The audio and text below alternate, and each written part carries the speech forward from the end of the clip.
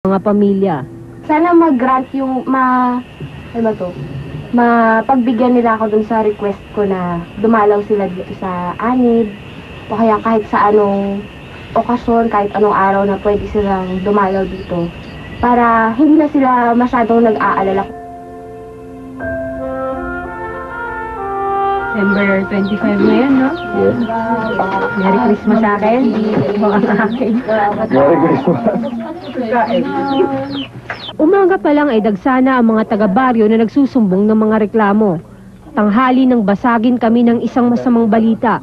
May mga sundalo daw sa aming dadaanan. May kaaway doon sa loob mismo ng barangay. Diba supposed to be ceasefire December 25 eh. Pero sila naman yung nag-violate doon. Wala rin silang Pasko, no? Maging handa kasi lagi yung mag-i-strike eh. Wala naman silang konsepto ng paggalang doon sa karapatan ng mga Pati si Caroli na bihis at mamamasko sana sa bayan ay hindi na umalis. Para sayang yung forma mo yan, no? Ano gagawin mo ngayon dyan? Anong gagawin mo ngayon dyan sa forma mo yan? Ano nakapagsalita? Eh, siyempre, magbibihis na uli ako ng panggera. Si Kaloy naman tila nanganganay pa rin sa bundok. Hapon na nang magising. Siya ang natokang magluto ng aming pagkain. Hindi ko alam kung sa init ng apoy o sa kaba kaya naliligo na siya sa pawis. Tulong ka na magsaing, ha? Baka mahilaw. Hindi. Sa bundok ang karelasyon pa rin ang naiisip ni Kaloy. Tipid ka sa notebook eh. Tapos papadala ko sa karelasyon ko. Habang nag-aabang ng bagong balita ay nakuha pa nilang magkulitan.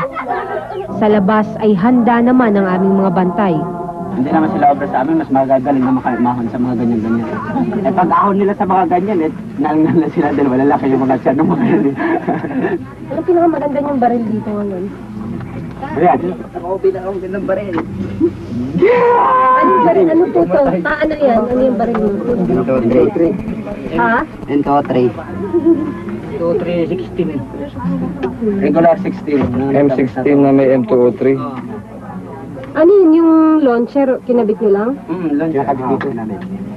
Bago kami nagpahinga ay pinanood muna nila ang aming mga nakunang video. Kasama po ito dun sa mga security measures na napag-usapan namin bago kami umakyat na lahat ng makukunan namin, i-previewin nila dito. Tapos kapag merong mga video or part ng mga nakunan na may makikilalang mga kasama nila, kailangan buburahin yung video na nakunan. Maingat silang walang makilala. Binura namin isa-isa ang mga videong maaring makapagturo ng aming mga kasama. Pinapractice na nila yung skill na papayag sila dun bukas sa anibersaryo. Dito talaga sa bundok, dalawang skill yung dapat meron kayo. Bukod sa marunong ka na umahok ng baril, dapat magaling ka rin umarap. Aming bayan.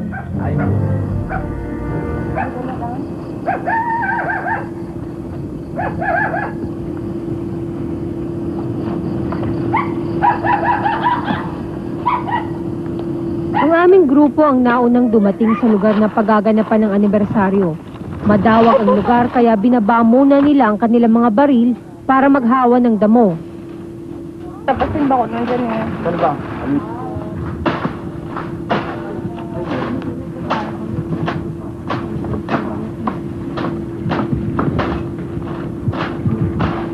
May gumawa ng mga streamers at nag-ayos ng stage.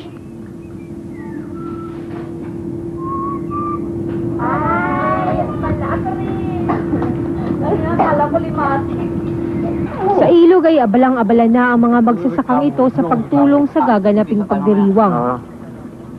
Meron pa dyan, may likuran mo. Pinaghanda nitong mabuti dahil nagawa pa nilang makabili ng isang buong baboy na kakatayin.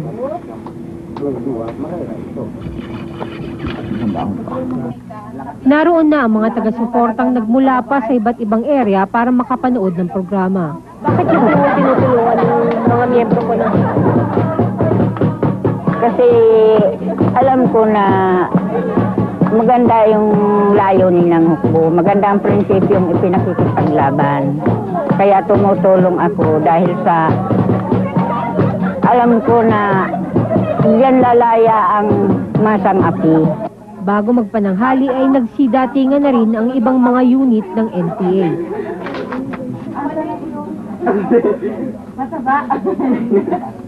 Sa layo ng pagitan ng kanilang mga kampo ay bihira na silang magkita.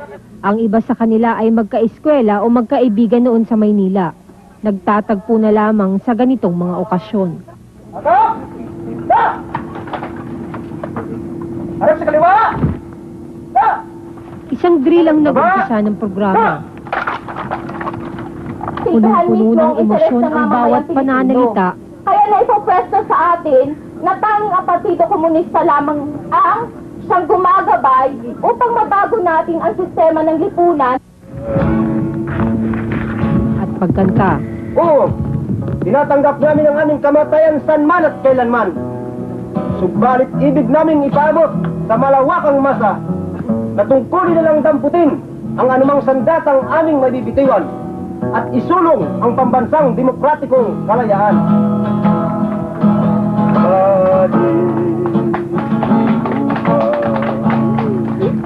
Ang laging daratan. Kasiyahan ng mga kabataang NPA ang makitang pinapalakpakan sila ng mga tao.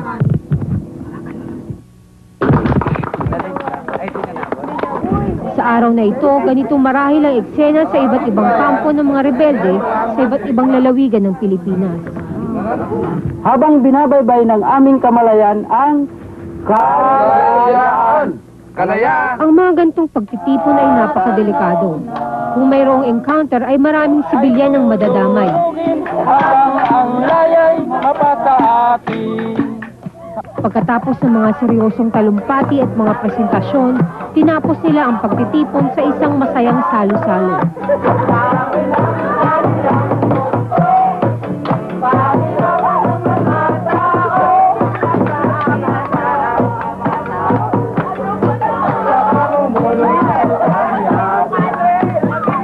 Dito nakilala ni Kaloy si Kawili, 65 anyos, isa sa pinakamatandang rebelde dito. Kung si Kaloy ay bagong salta, si Kawili ang veterano ng maraming labanan. Puno ng pangaral ang nakatatandang rebelde para sa bagong dating. Si Kaloy daw ang kanyang bagong anak. Ang payo ko lang kay Kaloy ganito, diya't baguhan dito, magsanay siya sa kalusugan. Dahil ito, may kaibahan dun sa kalunsuran. Ngayon nakapunta siya sa kanan niyo yan. Kung anumang hirap na nakikita niyo, tiisin niya. Dahil tayo, mahirap tayo, kaya tayo kikipag-revolusyon. Ngayon, pag-isipan niya muna, bago siya pumasok sa isang organisasyon. Hindi ito pilitan, pero pagkusan loob niya, na talagang papasok sa amin, na ito kami tatanggapin sa kanya. 1972 pa nang mamundok si Kawili. Hindi pa isinisilang si Kaloy, humahawak na ng baril si Kawili. 3 dekada na siyang nakikipaglaban. At sa kabila ng 30 taong ginugol niya sa digmaang ito, hindi pa rin siya umaasa na makikita niya ang katapusan nito. Ako natutuwa ako dahil sila huli ng relasyon. Bangamat wala ako, patuloy pa ang ating pagkikipag-revolusyon dahil sila huli ng mga relasyon. Si Kaloy naman, nakikinig, nakikiramdam, naghahanap ng anumang agimat na maaring mapulot sa matandang rebelde. Mga ilang linggo pa ba? Okay ka na. Siguro mga 2 linggo. Kaya't sa ika-34 na anibersaryo ng Communist Party, nagpang-abot na ang 2 henerasyon ng mga rebelde. Si Kawili ang kahapon at si Kaloy ang bukas. Nakikita mo ba yung sarili mo na tatanda ka ng kagaya ni tatay dito sa mundo? Mas mas ang nakikita ko pa hindi yung sa tumatanda dito sa bundok, kundi yung basta huli akong kikilos dito sa bundok. Kaya umabot ba ng matanda? Ang aking 1 linggo sa piling ng mga taong tinatawag nating kaaway ay isang bagong revelasyon para sa akin. Sa kanilang samahan ko nakita ang malalim na kahulugan ng paghihirap.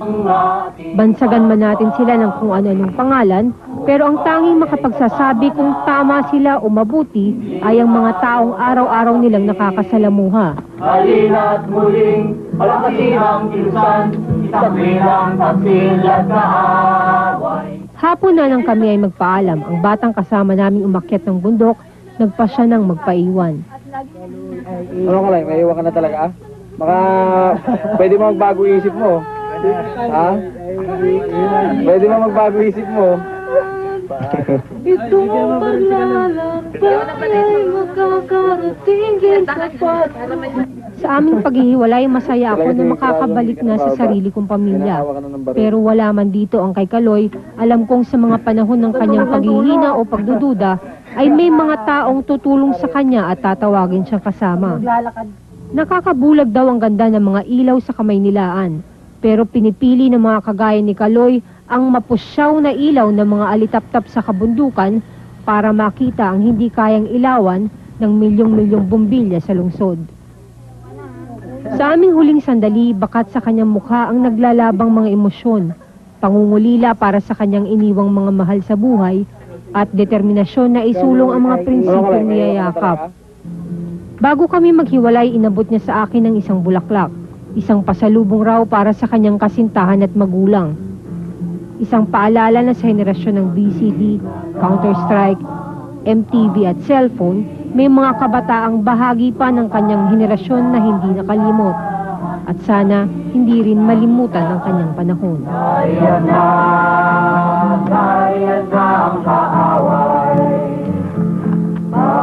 Huwag kayong mag-alala, sapagkat sa aking kinaroroonan ay tiyak, libong magulang pa ang handang kumukup at kumalinga. Balang araw ay inyo ring pagmamalaki, sapagkat makasisiguro kayo ng inyong anak ay lumaking hindi makasarili.